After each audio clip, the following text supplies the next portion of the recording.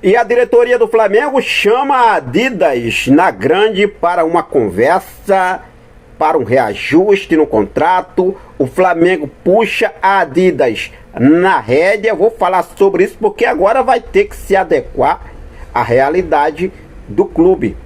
Eu vou explicar para vocês sobre essa situação. Não é só a Adidas não, tá?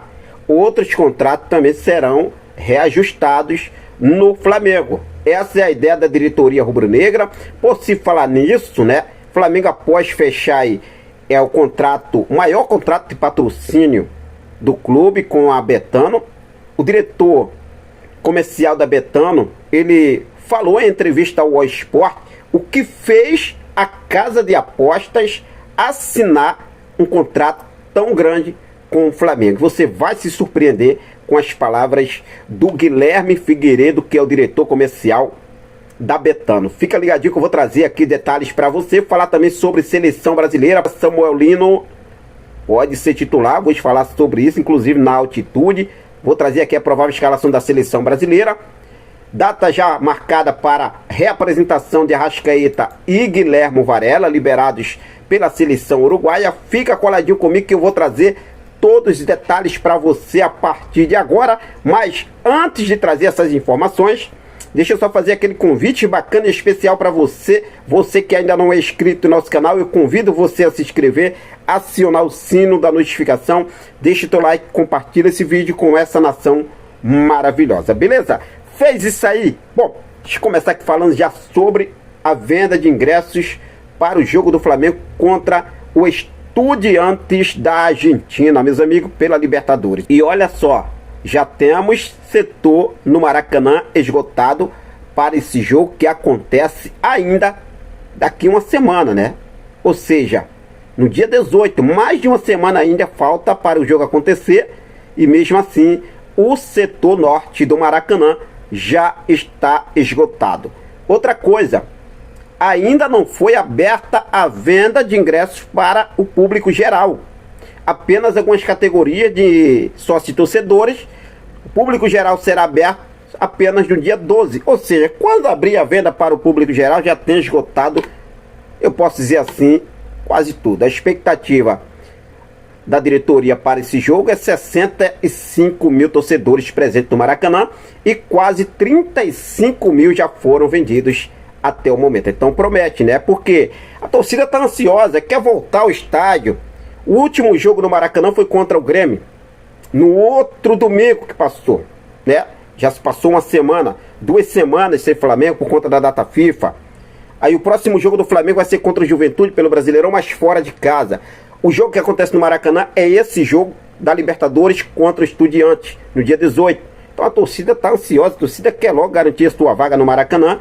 E aí vai esgotar tudo muito rápido. Bom, falar sobre esse jogo contra o Juventude. Olha só, Samuel Lino amanhã na seleção brasileira tem tudo para ser titular. Treinou hoje junto com os titulares da seleção brasileira. Porque eu falo em relação ao jogo contra o Juventude? Porque a seleção brasileira amanhã joga contra a Bolívia na altitude. São 4.150 metros acima do nível do mar. É isso mesmo. E amanhã Samuel Lino pode ser titular.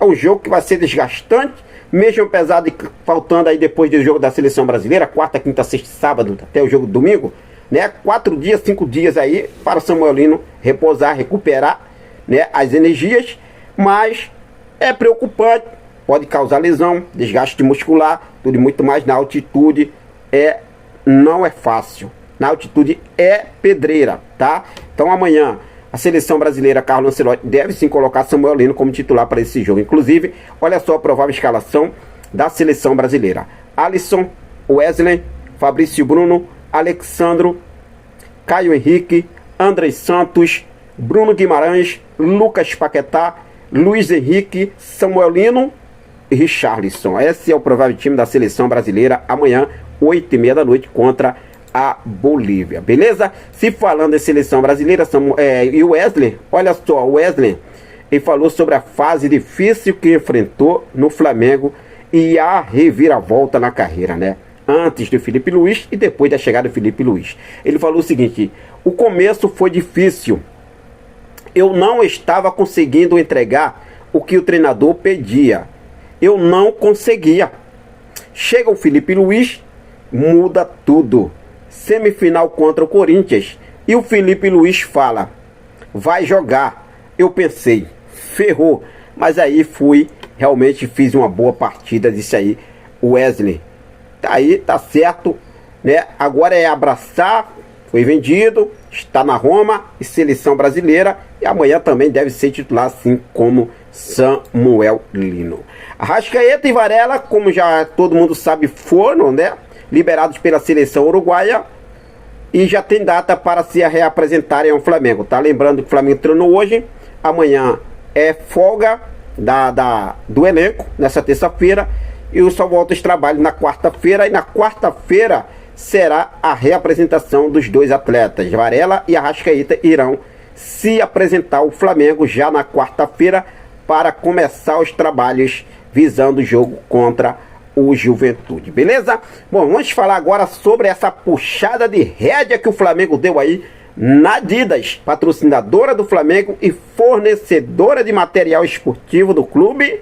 O Flamengo chamou para uma conversa, né? Depois de fechar contrato quase bilionário com a Betânia, o Flamengo também agora quer um reajuste nos contratos que foram fechados anteriormente para poder as empresas, né, os patrocínios começar a se adequar à realidade do clube. Olha só, o jornal Globo trouxe aqui o seguinte: Flamengo abre conversas com a Adidas para renegociar contrato. Depois de fechar o maior patrocínio master do continente, o rubro-negro busca rever os valores do acordo com a fornecedora de material esportivo.